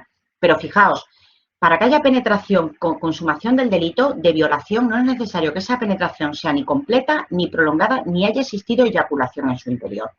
Y se equipara el pene en erección en la penetración en cuanto a la vagina y al ano con la introducción de objetos o miembros corporales. Claro, nosotros como médicos, cuando hay violencia, que es la forma más frecuente e importante de atentar contra la libertad sexual para reducir a la víctima, para acallar sus gritos, para vencer su resistencia, vamos a encontrarnos estigmas físicos que nos van a ayudar a poder interpretar, no solamente reconstruir los hechos. Nosotros tenemos que, por supuesto, modular nuestra intervención adaptándonos a las circunstancias de la víctima para evitar una victimización secundaria y hacerle todavía más duro lo que es el recordar o revivir esos hechos, y, por lo tanto, para reconstruir los mismos. Pero, ¿qué sucede con la intimidación? Porque la intimidación es un concepto jurídico, médico, psicológico, de tal manera que es un miedo ante una situación de amenaza tal que sufre una víctima que no es capaz de defenderse adecuadamente ante esa situación, tolerando una serie de actos o conductas sexuales que ella, en su sano juicio, no permitiría. Pero ¿eso cómo lo demostramos? Por eso es la dificultad a la hora de calificar en muchas ocasiones un delito de abuso o de agresión, porque no se puede demostrar la intimidación, este término tan sutil, que es pues la utilización de coacción, amenazas y amedrentamiento para causar un mal a la víctima. En cuanto a la violación, recordad que el acceso puede ser vía vaginal, puede ser vía anal, que por supuesto no es lo mismo la pederastia que la paidofilia, porque la pederastia es cuando ya hay una penetración, en el caso de que haya una penetración, y la pedofilia pues es un trastorno en el cual pues un adulto tiene una atracción por un menor. Tenemos que tener en cuenta, cuando vosotros veis a las víctimas, que no es lo mismo una violencia anal reciente que una violencia anal habitual. Yo tuve un caso, y además os lo voy a contar ahora, aunque os lo quería contar un poquito más adelante, de un niño de 8 añitos. Pero fijaos cómo nos enteramos de ese caso. Y además, a colación del caso, os cuento el comportamiento del pediatra. Era un centro privado, aquí en Badajoz, donde trabaja una cuñada mía, os lo cuento así, que es médico, es compañera. Y mi cuñada me llama y me dice, oye María, mira, es que tenemos aquí en urgencias una madre con un niño de 8 añitos que dice que le han violado esta noche. Y claro, el pediatra le ha dicho que se vaya a poner la denuncia. ¿Cómo que se vaya a poner la denuncia? No puede ser, o sea, es que vosotros no podéis hacer eso. La víctima está en el centro sanitario y vosotros esa víctima la tenéis que reconocer, porque si resulta que la madre va con el niño de 8 años a poner la denuncia al centro, a la policía, al centro bien de cuerpos y fuerzas de seguridad que corresponda, Guardia Civil, si es una zona rural o en una zona urbana, la Policía Nacional, resulta que puede ser interceptada por el agresor, que sea el astro, el padre, el tío. ¿Y a dónde vas? A casa. En el momento en el que la víctima está en un centro sanitario, vosotros tenéis, con independencia que haya denuncia o no haya denuncia interpuesta, reconocer a esa víctima y emitir un parte de lesiones. Y eso os lo tengo que decir porque por ahí empezamos a investigar y se pueden descubrir muchos delitos, no solamente de maltrato en general, sino de abusos o agresiones sexuales en particular. Entonces, Mi cuñada da la casualidad que me llama porque sabe que soy forense y digo, pero bueno, pero no, es que el pediatra dice que ya, vamos, yo creo que ya se va por la puerta. Digo, dile que ni se le ocurra. O sea, esa víctima, ese niño se queda y ahora mismo llamo yo al forense de guardia que yo fui a acompañarlo y vamos a ver al niño. El niño sufría violaciones con penetración, acceso carnal vía anal, es decir, penetraciones de pene en erección por el ano, por parte de su hermano mayor. Era una familia de un país sudamericano que vivían aquí en Badajoz, pero de manera frecuente, porque el niño ya tenía un borramiento de pliegues anales, tenía desgarros recientes. La madre además traía papel de limpieza, que es papel higiénico. Macroscópicamente en ese papel se apreciaba el semen, y el semen estaba en toda la región perianal. Tenía en la cara externa de los muslos unos hematomas digitiformes de la embestida forzada, de la penetración forzada a nivel anal. El niño no te mira a los ojos, el niño tiene vergüenza, el niño no te va a reconocer que ha pasado nada. Pero cuando terminó la exploración le dije, oye, fulanito, esto que te ha pasado, que no hace falta que me cuentes, ya te ha pasado más veces, ¿verdad? Y el niño, sin mirar a los ojos, asintió. Lo que me llamó la atención es cuando salí del centro sanitario privado con mi compañero. El niño estaba, porque ya llamamos a la Policía Nacional, que tenéis que llamar a cuerpos y fuerzas de seguridad del Estado en el mismo momento en el que tenéis una víctima de un delito sexual, para que acude esa persona, porque esa víctima habrá que llevar a cabo una valoración del riesgo. Igual no puede volver a su casa, igual no puede volver a su domicilio. Estaba jugando como si no pasara nada y yo le dije a mi compañero, ¿cuántos niños habrá así? Y no podemos detectarlo. Lo mismo, la penetración del pene en erección a nivel de la cavidad bucal, pues se define como una violación. Hay otras agresiones que no tienen por qué cursar con penetración, como pueden ser tocamientos impúdicos, pero que si son con violencia e intimidación, el hecho de que no haya penetración no quiere decir que no sea una agresión sexual. Y el abuso, recordad siempre, sin consentimiento. ¿Qué sucede? Pues que nos encontramos con este cajón desastre de estos delitos de sumisión química, que están tan de moda. No vamos a poner el vídeo porque no nos va a dar tiempo, que existen desde que el mundo es mundo, porque el hombre ha tenido siempre en cuenta la utilización de sustancias exógenas para aumentar o incluso para iniciarse, bueno, en ciertas tribus zorritas, o para aumentar el rendimiento en la cama, que actuaran sobre el placer, la estimulación o el orgasmo. Pero la importancia de este tipo de delitos es emergente a través de los medios de comunicación. Salen de manera periódica noticias, sobre todo hace unos años, de agresiones sexuales en las que la víctima es una mujer joven que está tomando unas copas o incluso se ha autoadministrado alguna sustancia tóxica de manera voluntaria y que no recuerda nada y se despierta por la mañana y que ella tiene la sensación de haber mantenido relaciones sexuales. Como veis aquí, distintas imágenes o diapositivas de este tipo de noticias. Pero ¿qué sucede? Que para nosotros los médicos es muy complicado poder investigarlas, porque normalmente cuando el agresor utiliza una determinada sustancia tóxica, son sustancias de rápida acción, corta duración y con una vida media plasmática cortísima, desaparece rápido y actúa a nivel del sistema nervioso central, anulando la voluntad de la víctima. Sustancias, todas las que queráis, porque además a través de estas tiendas que hay en internet, Smart and Grow Shops, sucede que es muy fácil acceder a sustancias con una vida media plasmática, en ocasiones de media hora, 3 horas, como por ejemplo el gamma-hidroxibutirato, cuya incidencia en cuanto a la utilización en delitos sexuales es totalmente subestimada, porque nosotros no sabemos verdaderamente cuando llega la víctima si la chica lo que está es aturdida o se ha quedado dormida o verdaderamente le habían administrado alguna sustancia, porque no se puede demostrar en la analítica que realicemos. Me acuerdo en el hospital de Mérida hace poco que llegó una víctima y decía que ella no se acordaba de nada. Y cuando yo me enteré en el juzgado de que se habían, porque además no se llamó ni al médico forense, o sea, que lo primero que hay que hacer cuando una mujer viene una madre o un padre con un niño o un cuidador con un niño o una niña, no solamente para el ginecólogo, sino para un reconocimiento con el pediatra, refiriendo que puede haber unos presuntos abusos o agresión sexual, pues en ese caso hay que llamar de manera inmediata, si esa agresión o abuso sexual ha sido reciente, al médico forense. Bueno, pues yo me enteré en el juzgado poco tiempo después que no se había realizado ni una determinación analítica de tóxicos. Entonces, pues ¿Cómo vamos a determinar si esa víctima se encontraba ante la influencia de una sustancia tóxica o no? Habréis oído hablar de la burundanga, que lo que conduce es a un síndrome anticolinérgico en la víctima, u otras sustancias como la flaca o la metilendioxipilo-valerona, que es la llamada droga caníbal. Y sustancias hay todas las que quieras. Pero si no las podemos detectar en la víctima no presenta lesiones porque es una víctima a lo mejor que estaba totalmente dormida cuando ha sido sometida a las relaciones sexuales, ¿cómo podemos demostrarlo? Difícilmente. Yo tuve a una alumna de la Facultad de Medicina, que en la fiesta de sexto de Medicina estuvo tomando unas copas con unas amigas y no se acuerda cómo se fue. Dice que se montó en un taxi, se despertó al día siguiente por la mañana en el descansillo de la escalera con un papelillo, un trocito de papel de envoltorio de preservativo en el bolso. ¿Qué pasó? No sabemos qué sucedió, pero ella está segura que mantuvo relaciones sexuales y que no lo recuerda. Hay distintos tipos, porque la sumisión química también puede denominarse Drug Facilitated Sexual Assault, este tipo de delitos, porque parece que sumisión química tiene más resonancia sexual, cuando no solamente se utilizan este tipo de sustancias para manipular la voluntad de la víctima para delitos sexuales, sino en ocasiones a personas mayores para falsificar documentos o para utilizar dinero, para obtener dinero, por ejemplo, de una cuenta de un banco.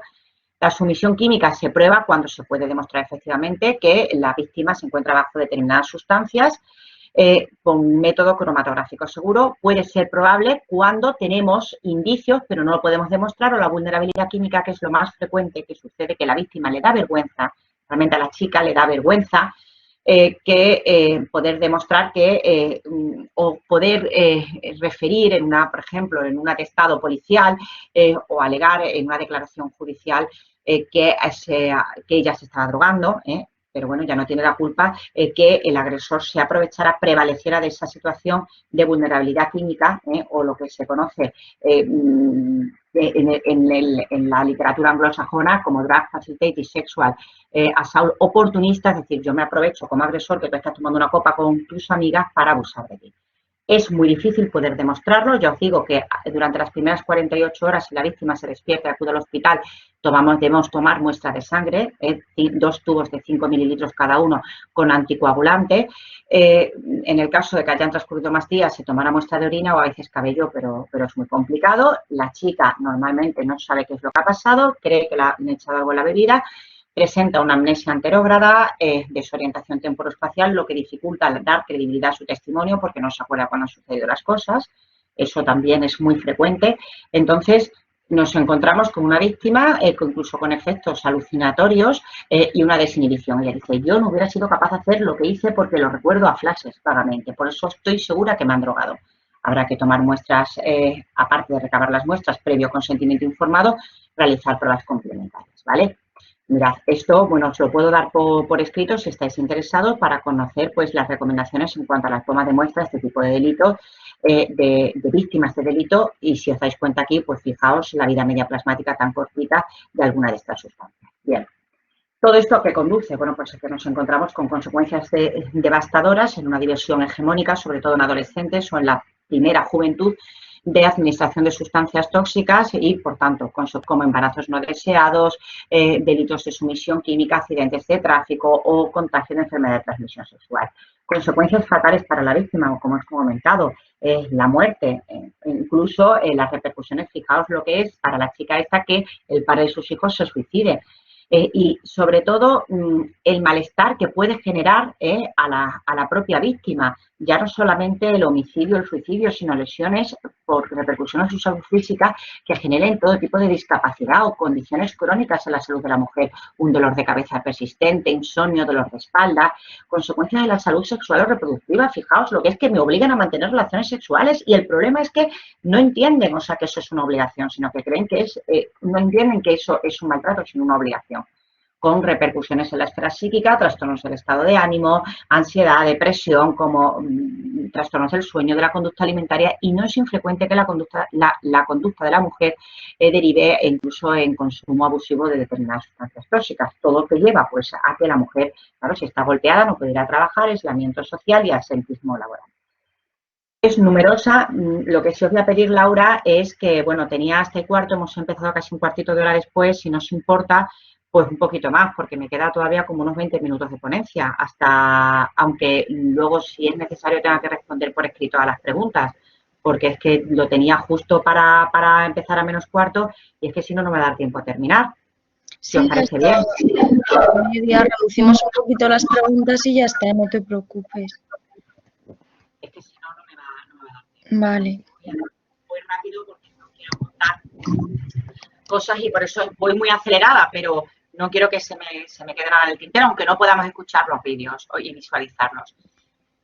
Regulación legal para proteger la violencia de género, pues son numerosas las convenciones y declaraciones a nivel internacional que se han promulgado y, como os comenté anteriormente, esa ley del año 2004 que aprueba medidas para proteger a las víctimas de violencia de género, que se refuerzan con la reforma del Código Penal a través del año 2015 y, fijaos, incluso hay un nuevo delito de acoso, acecho, hostigamiento o stalking, que ¿qué quiere decir? Bueno, pues es un delito, o sea que con la nueva reforma del Código Penal lo que permite es castigar a aquellas conductas que, aunque no hay una coacción o una amenaza mediante violencia, sí que menoscaban el sentimiento de seguridad y de libertad de la víctima, que es que yo dejo a mi novio y mi novio, de manera reiterada, no me deja en paz con los WhatsApp. O a mis amigas, ¿dónde está? ¿Dónde se ha metido? ¿Qué está haciendo? ¿Y ahora con quién sale? Eso se llama delito de acoso, acecho, hostigamiento y stalking. Y vosotros tenéis que tenerlo en cuenta porque en ocasiones la víctima va a llegar al centro sanitario y vosotros no solamente tenéis que emitir un parte de lesiones con lesiones físicas, sino también psíquicas. Porque eso lo ha hecho aquí en Mérida, me acuerdo, un médico que emitió un parte de lesiones psíquicas porque conocía a la víctima, sabía por lo que estaba pasando y además no solamente que lo mandó de manera inmediata cuando la víctima llegó con una crisis de ansiedad que ya no aguantaba más a la consulta como médico de familia, sino que lo envió por fax de manera inmediata y llamó al juzgado de guardia para cerciorarse de que estaba el parte de lesiones. Porque, ¿sabéis qué es lo que sucede? Yo que estoy en un juzgado de violencia contra la mujer y el juez me lo dice, díselo a tus compañeros, que por qué cumplimentan los partes de lesiones y los envían 15 días después, pues porque los dejan como cualquier otro papel en la consulta y luego una administrativa los envía. Pero eso a qué lleva, bueno, me voy metiendo en otras cosas, pero porque me acuerdo, lleva a que a mí me llamaron del servicio de urgencias del hospital de Llerena en una ocasión con una niña de 3 años que acudía con la abuela para que la viera urgentemente el forense y me dice el compañero de urgencias. Pero es que lo curioso es que hay un parte de lesiones de hace 15 días por unos presuntos abusos sexuales. Y dice, no, es que me está diciendo la abuela que le han dicho en los juzgados que tiene que ser reconocida por un forense. Llamo al juez de guardia y le digo, oye, tú has hablado con una abuela que si yo ahora a las 4 de la tarde tengo que ir de urgencia a reconocer a una niña que hace 15 días ha sido reconocida por su pediatra que ha emitido un parte de lesiones sobre unas lesiones derivadas de un presunto delito de abuso sexual. Y dice, sí. Dice, pero no para que la veas tú. O sea, he llamado a la pediatra del centro de salud y le he hecho un rapapolvo porque esta mañana me encontró ese parte de lesiones en la mesa del despacho del juzgado. O sea, hasta esta mañana no se ha emitido, no es que no se haya emitido, no sabemos si se ha emitido o se ha remitido al juzgado. ¿Vosotros creéis que es normal que 15 días después del presunto delito de abuso sexual a una niña de 3 años sea cuando se remita al juzgado? ¿Cómo investigamos nosotros ese delito? ¿Cómo se explora ya un médico forense si ha habido una escoriación por un tocamiento impúdico? ¿Cómo lo va a reconocer? Si ha habido una eyaculación sobre la niña, ¿qué muestras se pueden tomar ahí? Lógicamente, en el caso de los hijos de víctimas de delitos sexuales, pues van a tener unas consecuencias irreparables, con esa llamada violencia transgeneracional. ¿Nosotros qué podemos hacer desde el juzgado? La mayoría de las mujeres prefieren relatar el problema de maltrato ante el médico que ante la policía o servicios sociales. Las mujeres acuden durante años, como os comentaba de la víctima de Mérida, acuden durante años a sus médicos al centro sanitario, pero sin embargo, la simplificación diagnóstica etiquetando los signos y síntomas a lo mejor pues o achacándolos a otro proceso patológico. El prejuicio hacia la mujer maltratada, que eso, ojo, también hay que tenerlo en cuenta. El hecho de no estar sensibilizados con el problema de la violencia son barreras que dificultan que el médico pueda llevar a cabo un diagnóstico precoz. Tened en cuenta que en muchas ocasiones se banaliza el hecho de que nos encontremos ante una víctima de violencia de género. Yo tuve el caso de un señor que le hice la autopsia, le practiqué la autopsia porque, se dio un tiro, una herida de proyectil por arma de fuego, en un pueblo de aquí, de la provincia de Badajoz. Y me acuerdo, que hablé con el médico del centro de salud, porque dice, no, es que mira, es que tú no sabes lo mal, me llamó, después de practicar la autopsia.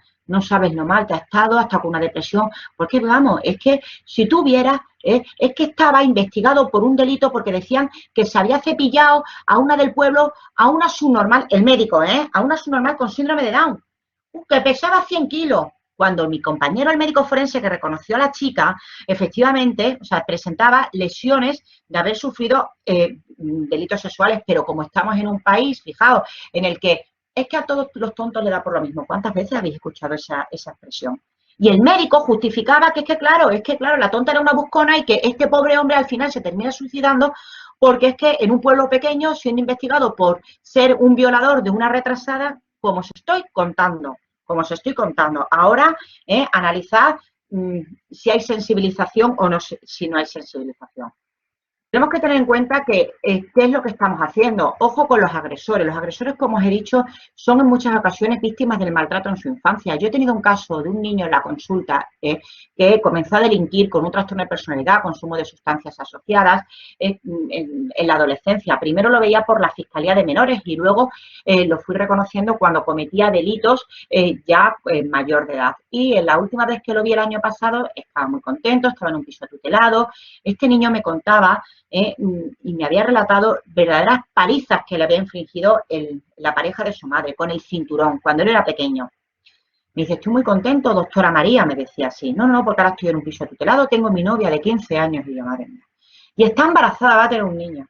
Al cabo del tiempo me llaman del juzgado de guardia para reconocer a una víctima de un delito sexual. Yo muy contenta con él, pues muy bien fulanito, pues lo que tienes que hacer es ir por buen camino, ten cuidado, cuida a esta chica, cuida a la niña que vais a tener.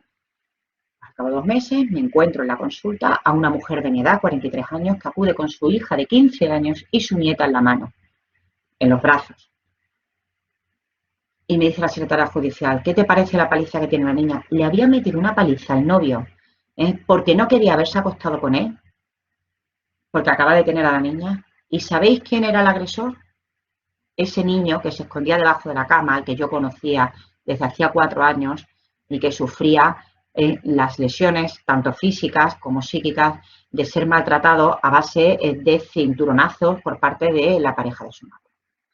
Os enviaré los vídeos, porque los vídeos además están muy bien para analizar lo bueno hubiera sido pues haber tenido un poquito más de tiempo para poder analizar el vídeo y ver en qué se falla la conducta del médico, ¿no? El problema es que los médicos, la violencia de género, primero no saben ni que los hijos de las mujeres maltratadas son víctimas de violencia de género y la abordan desde la esfera biologicista. No. Si a ti te viene un paciente y te dice el paciente que tiene sed, que orina mucho y que tiene mucha hambre, tú puedes decir, oye, mira, es que igual tiene una diabetes, vamos a citarlo mañana, vente y hazte una analítica. Quizá hoy es que es muy liado en la consulta, pero mañana a última hora llamas a esa mujer, hablas con ella, porque igual todavía no ha sufrido un maltrato físico, pero sí que está sufriendo un maltrato psicológico. Y hablas con servicios sociales del centro sanitario donde te encuentras. Y quizás servicios sociales se pueden poner en contacto con los educadores del centro donde están sus hijos. Y juntos todos, con un abordaje interdisciplinar, estudiando los protocolos que la mayoría de los compañeros os prometo que no se lo leen, porque lo primero que tiene que haber es sensibilización profesional. Se hace un cribado sobre todo de aquellas mujeres que son especialmente sensibles y se utilizan todos los recursos, que hay muchos, para ponerlos a disposición de estas mujeres. Mujeres sobre todo, como os he dicho, con discapacidad, en entornos rurales, inmigrantes. ¿Tú te crees que es normal? ¿Vosotros creéis que es normal que a mí en la consulta, como forense, me traigan una chica que ha sufrido malos tratos, que sea de nacionalidad china, y me dicen, porque es un juicio rápido, que es que yo tengo que reconocerla sin un intérprete? Pero vamos a ver, ¿y yo cómo puedo establecer si hay un mecanismo de producción compatible con las lesiones que presenta esta víctima si no la entiendo? Es que las cosas hay que hacerlas bien.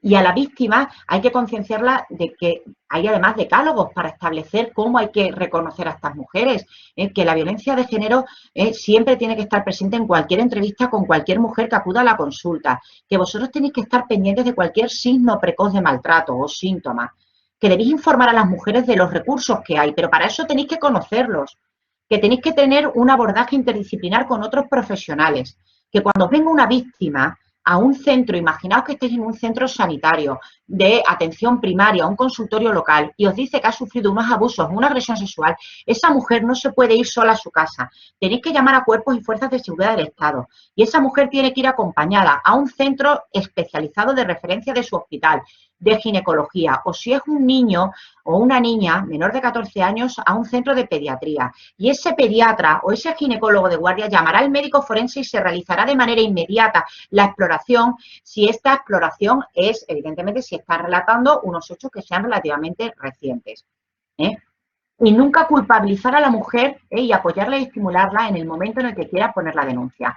Con preguntas en la entrevista generales, hombre, porque no vas a ir a tiro hecho, a preguntas más específicas en cuanto a la sospecha del maltrato. Observando lesiones que os puedan hacer sospechar, lesiones de lucha-defensa por forcejeo en la cara interna de los labios, muy típico, la rotura del tímpano, yo las tengo en la consulta muchas veces por bofetadas, lesiones durante el embarazo, lesiones en los genitales por relaciones sexuales forzadas. La mujer suele presentar un temperamento o un estado emocional evasivo, depresivo, incluso justifica los hechos relativos al maltrato. El hombre puede estar hostil, pero en ocasiones es encantador y quiere estar durante la entrevista. Evitadlo. La mujer siempre intenta explorarla sola. Y tened en cuenta, o sea, que para nosotros, los médicos forenses, es muy complicado reconstruir los hechos. Por eso es muy importante que vosotros sepáis diferenciar cuándo tenéis que avisarnos para llevar a cabo la exploración de manera conjunta. En el caso de los niños, esto es la exploración, por supuesto nos tenemos que adaptar a su capacidad, siempre hay que informar del objeto de la misma, porque son niños pero no son tontos, y en ocasiones nosotros a nivel judicial lo que hacemos, mirad, esto es una cámara Gesell, se lleva a cabo el reconocimiento, la exploración del niño ante el juez, pero no hay abogados ni de las partes involucradas, solamente el fiscal y un psicólogo forense, se graba esa declaración y luego se reproduce en la vista oral para que el niño no tenga el prejuicio de tener que declarar en una sala, ¿vale? Nosotros, los médicos forenses, llegamos en una exploración sexual, no sé si me estáis viendo, llegamos al centro de referencia, que como os digo, si vosotros estáis en un centro de atención primaria, tenéis que derivarlo a un consultorio local a la víctima cuando alegue que los días antes al examen ha habido penetración vaginal, anal, oral, derramamiento de fluido seminal, de otras sustancias en la superficie corporal que pudiera, por lucha-defensa, presentar restos del presunto agresor bajo las uñas o cualquier forma de sangrado, tenéis que llamarnos de manera inmediata a los médicos forenses. Y nosotros procederemos a la toma de muestras. ¿Veis? Aquí hay un kit de agresiones sexuales. Este kit es del Instituto Nacional de Toxicología, esto es a nivel nacional. Entonces nosotros acudimos al reconocimiento. Bueno, veis aquí un espéculo con nuestros hisopos para llevar a cabo la toma de muestras. Con independencia que nosotros acudamos o no, vosotros tenéis que cumplimentar la historia clínica reflejando todos los resultados de la exploración y a ser posible una exploración en un ambiente tranquilo, con un rapport adecuado, en el cual haya confianza y seguridad, porque aquello muchas ocasiones parece que entra en medio de la exploración de la víctima, entra el auxiliar de clínica, entra la enfermera y sale. Hay que crear un ambiente tanto en la exploración física como tal, como en la entrevista previa para llevar a cabo la reconstrucción de los hechos. Eso lo tenéis que tener en cuenta. Y, por supuesto, en este tipo de exploración sexual nosotros llevamos a cabo la toma de muestras posterior para poder determinar la presencia de un posible indicio biológico. Tenemos que también llevar a cabo una valoración de riesgo. ¿Por qué? Porque, como os he comentado anteriormente, esta víctima igual no puede irse a su casa porque va a llegar el agresor, está en situación de riesgo altísimo y ella no lo reconoce. Para eso tendremos que llevar a cabo una valoración del riesgo e igual, por cuerpos y fuerzas de seguridad del Estado, tiene que ser conducido a una casa de protección. Llevaremos a cabo un reconocimiento médico completo, tanto de la zona genital como extragenital e integral. Sabéis que en el caso de que sea una mujer que no haya tenido relaciones sexuales previas, nosotros los desgarros del himen los describimos en nuestro informe superponiendo la membrana himeneal a una esfera horaria. Teniendo mucho cuidado, bueno, pues no confundir las lesiones que puedan ser resultantes de un delito contra la libertad sexual, pues a lo mejor de anormalidades en el himen de una niña adolescente. Veis aquí, por ejemplo, el desgarro, si lo equiparamos a la esfera de la horaria, sería a las 8, o si veis aquí a las 9, esto ya es un desgarro cicatrizado antiguo, ¿vale? En los niños, pues yo tuve un caso en Tenerife, yo he tenido casos de violaciones a niñas. Me acuerdo una niña que iba en el caballo con su tío y el tío no pudo controlar lo cachondo que se encontraba, pero literalmente así en la declaración judicial, y la perforó, y claro, la penetró, perdón, y perforó pues todo el tabique, recto vaginal, y cuando yo llegué al hospital, pues yo de manera inmediata me tuve que meter en el quirófano porque la niña se moría. O el caso de una niña de 5 añitos que estaba jugando en un parque de bolas y cuando va en un cumpleaños, la madre a recogerla, le dice, no, es que lo que ha sucedido es que el novio de la Jenny, que es la que está allí cuidándolo, me ha metido en el cuarto de baño y me ha metido el pito en la boca. Claro, la madre se fue corriendo al servicio de urgencias pediátricas, se procedió a la toma de muestras rápido, porque además de la cavidad bucal, pudo demostrar efectivamente por cotejo con el sospechoso presunto autor de los hechos, de ADN que había eyaculado en el interior de la niña. Aquí podéis ver más imágenes de abrasión y contusión, o en este caso, pues un desgarro integral, una niña muerta. Estas lesiones que veis extragenitales, lo que nos permiten a los médicos forenses, aparte de llevar a cabo la toma de muestras, voy pasando porque se acaba el tiempo y me da mucha pena, pero no lo voy a tener que hacer ya más rápido, permiten determinar la desproporción de partes anatómicas en niños pequeñitos o bien la violencia con la que ha tenido lugar el atentado. Esto, veis, es la impronta de la cara dentaria en la cara interna de los labios, que demuestra intentos de sofocación de la víctima, o las sugilaciones, o en este caso, posibles mordeduras, que se puede hacer un cotejo con la mordida del agresor, o incluso toma de muestras de ADN con suero fisiológico. Se hace un lavado para demostrar pues, si hay una coincidencia con el sospechoso. Mismo, cuando tiene lugar el coito anal, esos desgarros, aquí vemos ya una deformidad anal por penetración crónica, y en el caso, pues como os he comentado, el caso de la niña de Canarias, lo mismo, también tendríamos que llevar a cabo la toma de muestras para reconstruir un delito cuando este tiene lugar por una felación, ¿vale? Bien, aquí veis esa luz de Wood, que yo no sé si se verá, la he traído del Instituto de Medicina Legal, es una lámpara que utilizamos los médicos forenses, no sé si la veis, que lo que permite, no sé si me veis la cara, es visualizar las manchas biológicas que pudiera tener la víctima para llevar a cabo una recogida de las mismas. Esta es la que tenemos nosotros aquí en el Instituto de Medicina Legal de Badajoz. Bien, está la toma de muestras, teniendo en cuenta que, lógicamente, el semen se degrada tras una serie de horas, por tanto, llega un momento en el que a lo mejor esas muestras, pues ya, si la víctima refiere que el atentado ha sido hace 2 meses, pues no tiene sentido que tengamos que ir a las 3 de la mañana a reconocerla, y ahí ya se disociaría vuestra asistencia urgente de la asistencia del médico forense.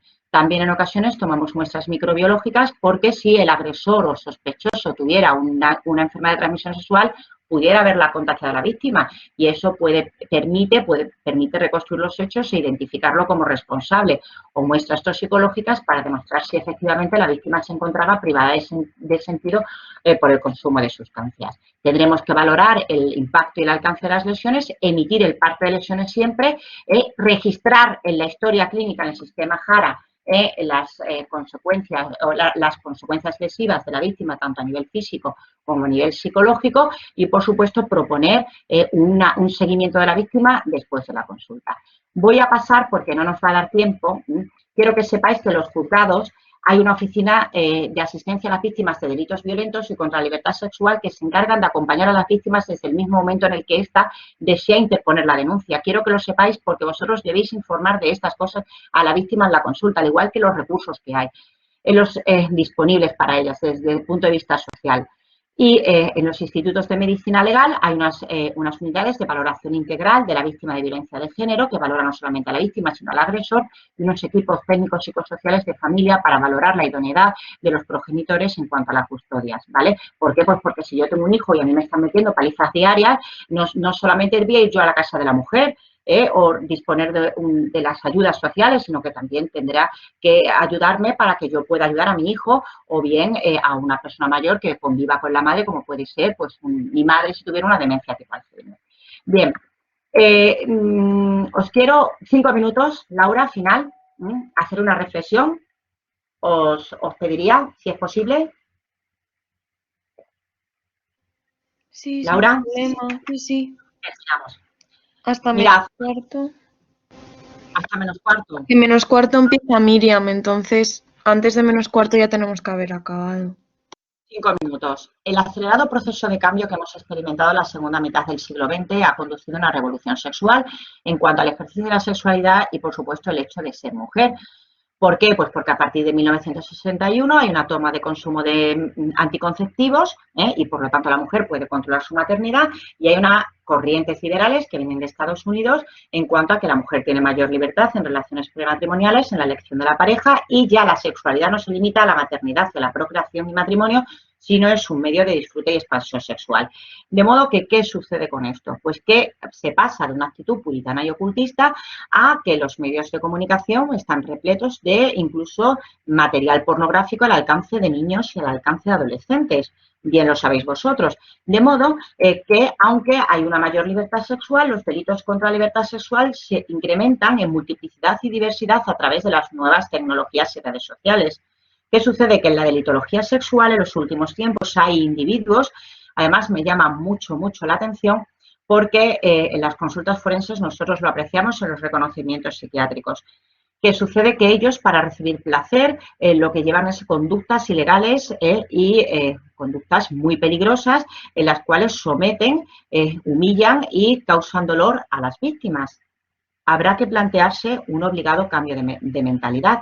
Este es un fragmento de la película 50 sombras de Grey, que es un libro que, llevado al cine, pudiera tratarse de una película cuasi pornográfica, pero también podría sentar las bases del más formal y serio debate entre juristas y médicos, porque los individuos, los protagonistas que participan, llevan a cabo o desarrollan una serie de conductas experimentales y límites en las que la mujer acepta y el hombre tolera el hasta aquí o el basta ya. Por tanto, no son conductas objeto de reproche penal. Hasta ahí llegamos. Pero ¿qué sucede? Que llega un momento en el que hay que plantearse desde el punto de vista biológico si existe un férreo control racional sobre pasiones y pulsiones una vez iniciadas. ¿Qué quiere decir esto, que es tan controvertido? Quiere decir que desde el punto de vista biológico, cuando hay una relación sexual entre dos personas, comienza una serie de actividades bioquímicas que son difícilmente controlables una vez son iniciadas. Entonces, ¿es responsable aquel que acaba imponiendo un acto sexual a una persona que no desea continuar cuando la inició voluntariamente? Esta es la base que sienta sentencias incomprendidas a nivel social, cuando en muchas ocasiones pues, la gente no conoce una regulación legal con la que probablemente no estemos de acuerdo. Todo esto ha llevado a movimientos sociales como No es No, es decir, basándonos en que, como comencé al principio de la ponencia, cuando mi libertad sexual termina en el momento en el que comienza o se inicia la de otra persona. ¿Qué sucede? Pues que aquí veis a la manada, estos son conductas sexuales objeto de reproche penal, o sea, cuando son ejecutadas por varios individuos que son antisociales, que lo que buscan es la malsana notoriedad a través de medios de comunicación y que abusan o agreden, ahí ya, evidentemente, lo que es la sentencia judicial fue incomprendida porque decían que la víctima estaba bajo influencia de sustancias tóxicas y que no había habido influencia o intimidación. No hay violencia ni intimidación, pero vosotros creéis que por encontraros bajo efectos de sustancias tóxicas o de bebidas alcohólicas, el hecho de que 5 individuos mantengan relaciones sexuales contigo no va a suponer una coacción de una voluntad, y más si ésta se encuentra mermada por encontrarse bajo influencia de esas sustancias. Está claro que la atención integral y la atención adecuada sanitaria de la víctima es un deber social y sanitario, debe estar previsto legalmente y, por supuesto, conducir a auxiliar a la Administración de Justicia para demostrar los hechos, para condenar a los responsables y, por supuesto, para que la víctima se pueda resarcir con la sociedad a la que pertenece. Y para esto es fundamental la educación en igualdad desde nuestras escuelas. Y con este vídeo deseo terminar. Today, I'm focusing on women's rights and girls' education because they're suffering the most. There was a time when women social activists asked men to stand up for their rights, but this time we will do it by ourselves.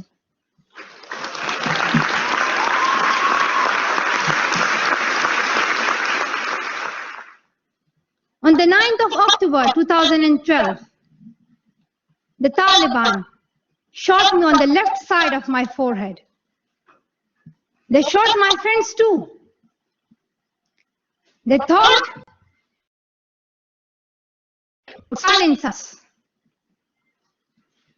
but they failed. And out of that silence came thousands of voices. The terrorists thought that they would change my aims and stop my ambitions. But nothing changed in my life except this. Weakness, fear, and hopelessness died. Strength, power, and courage was born. Let us pick up. Let us pick up our books and our pens. They are our most powerful weapons. One child, one teacher, one book, and one pen can change the world. Education is the only solution. Education first. Thank you. Mirad, finalizo haciendo con una breve y última intervención, haciendo alusión a la violencia de género y a su lucha como una tarea, su erradicación, una tarea posible de toda la sociedad. Es, yo creo que una misión en la que nos tenemos que comprometer todos con un trabajo interdisciplinar de distintos profesionales, los médicos, los juristas, los educadores, cuerpos y fuerzas de seguridad del Estado, para alcanzar la transversalidad e integralidad en la respuesta. Los médicos jugamos un papel de extraordinaria importancia en la sensibilización y la lucha contra la violencia de género, maximizando el uso de los recursos disponibles y con un trabajo coordinado y en red. ¿Para qué? Pues para una mejor comprensión de lo realizado y una mayor eficacia en la prevención, con el firme convencimiento de que una sociedad respetuosa de los derechos humanos y con igualdad entre hombres y mujeres es una exigencia democrática y un reto posible. Esto es todo. Muchas gracias y buenas tardes.